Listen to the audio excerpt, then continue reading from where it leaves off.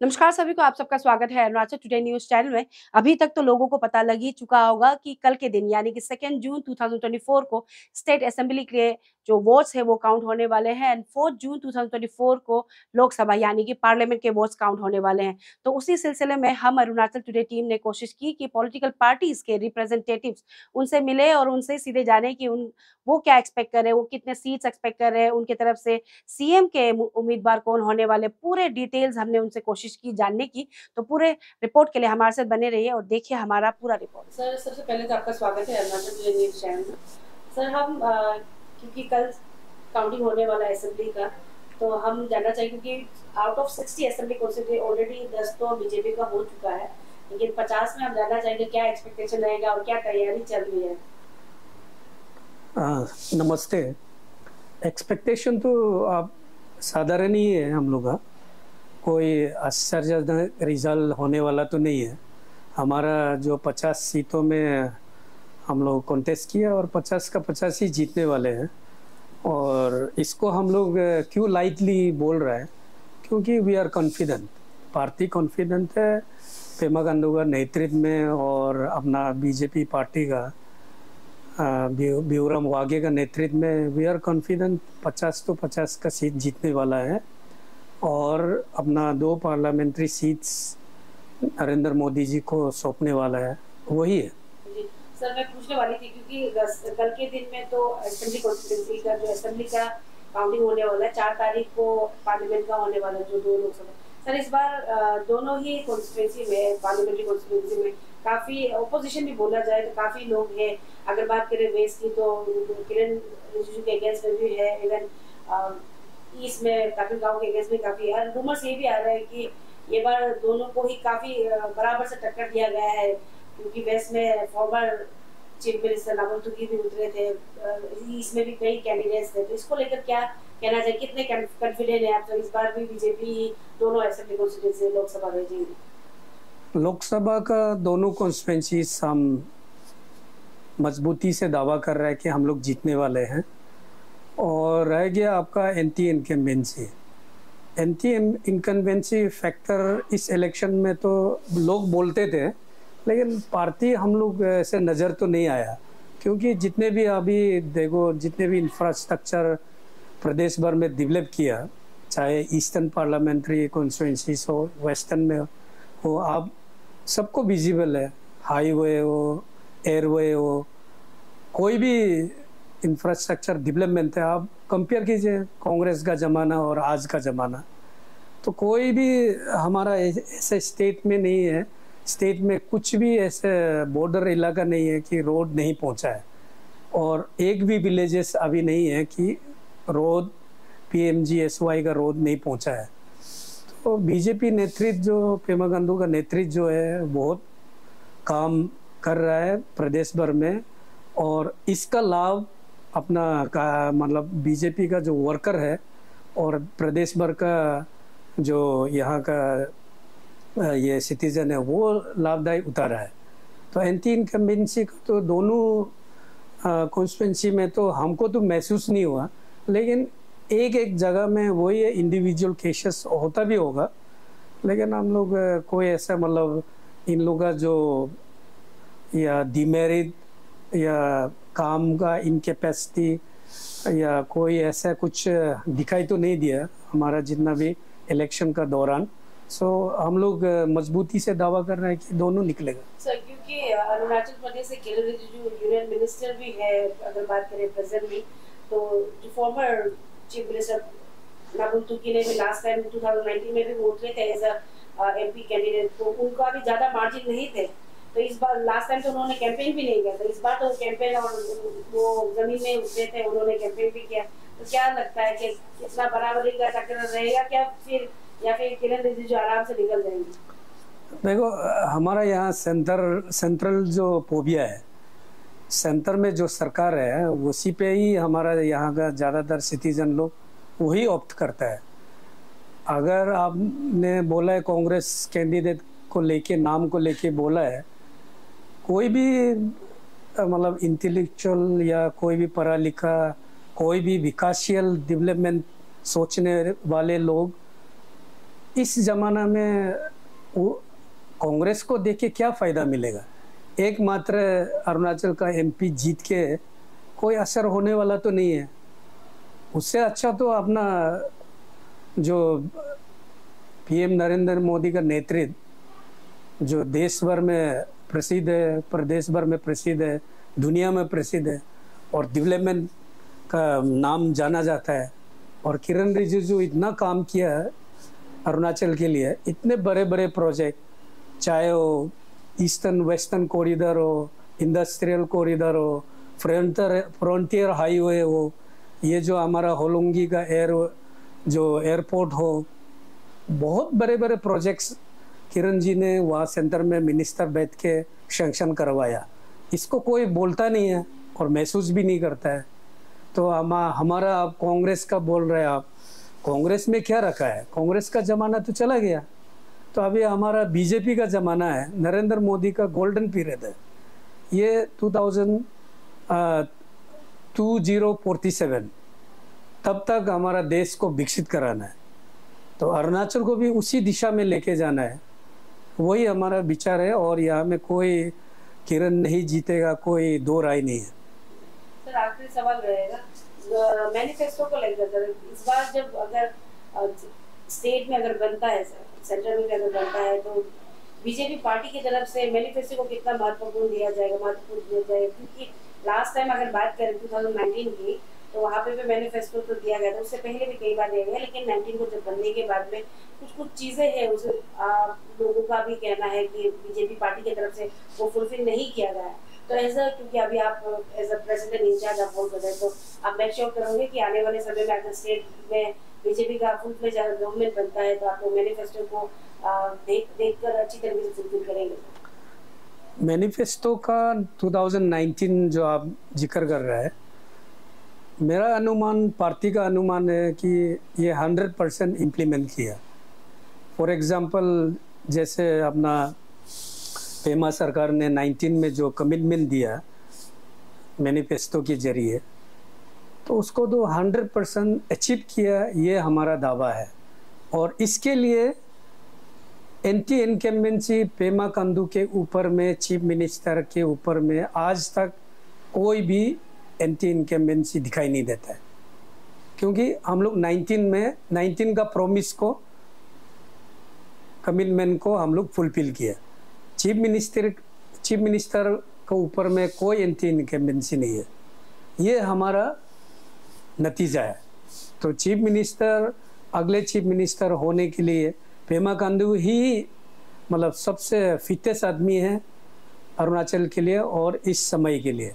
और जो अभी आप 24 का जो मैनिफेस्टो बात कर रहा है, मैनिफेस्टो को तो 100% बीजेपी फुलफिल करने वाला ही पार्टी है, देश में हो चाहे या प्रदेश में। कोई भी प्रदेश में बीजेपी शासन का जो आप कंपेयर करके देखिए, 100% कमिटमेंट को फुलफिल करता है।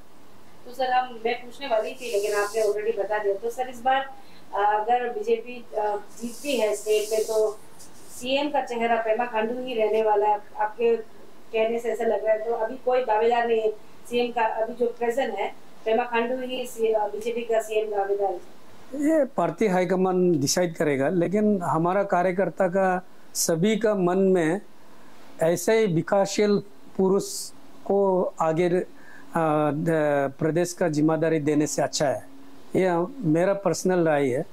सभी का अलग अलग राय हो सकता है, लेकिन मेरा पर्सनल राय है कि ऐसा पेमा खांडू को जिम्मेदारी देने से अच्छा रहेगा। सर सबसे पहले आपका स्वागत है अरुणाचल टुडे न्यूज़ चैनल में।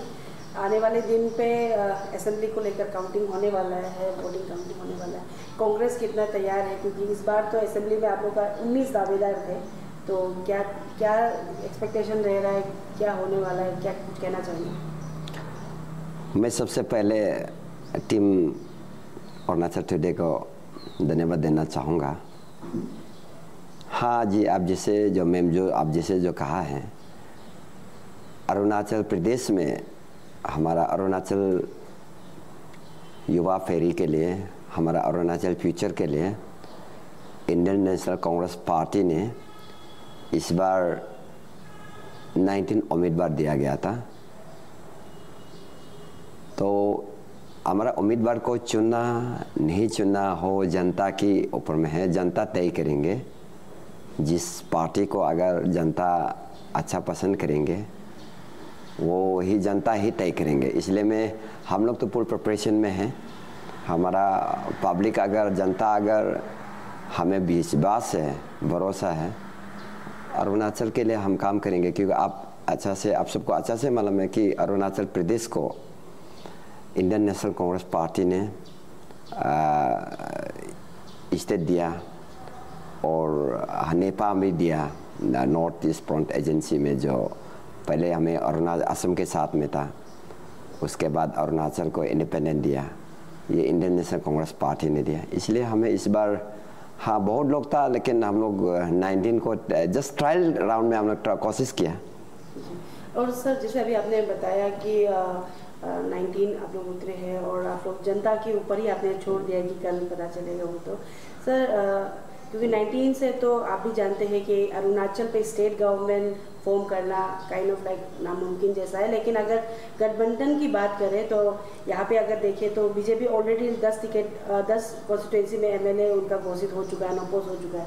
50 में अगर वो 50 में से अगर 20 में भी बनते हैं तो उनका थोड़ा चांसेस रहेगा, या फिर 30 में भी बनता है। तो आप लोग अलायंस करके स्टेट गवर्नमेंट फॉर्म करने के लिए आप लोग इनिशिएट करोगे सर, अगर ऐसा कुछ होता है तो?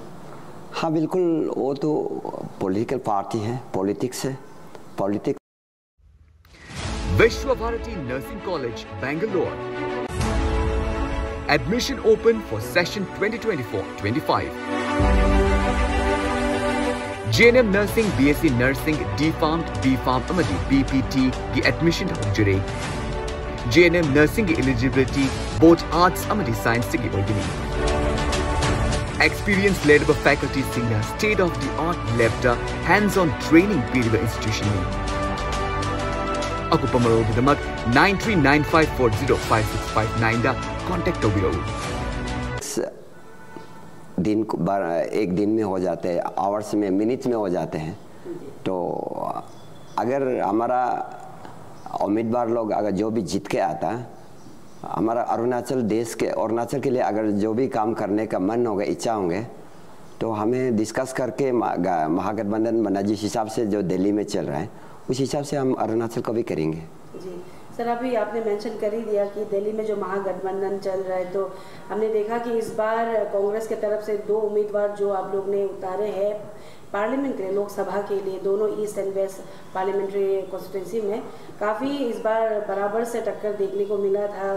कैंपेन की बात करें या फिर क्या लगता है सर, इस बार दोनों ही लोकसभा पे कांग्रेस का उम्मीदवार जाने वाले हैं, या फिर क्या कहना चाहेंगे इसको लेकर हम जानना चाहेंगे? ना वही तो हम कुछ ऐसे जीत हार का उसका ऊपर में हमें कुछ कमेंट नहीं करना है, क्योंकि ऊपर हमारा हुक्म AIC से डायरेक्शन दिया गया है।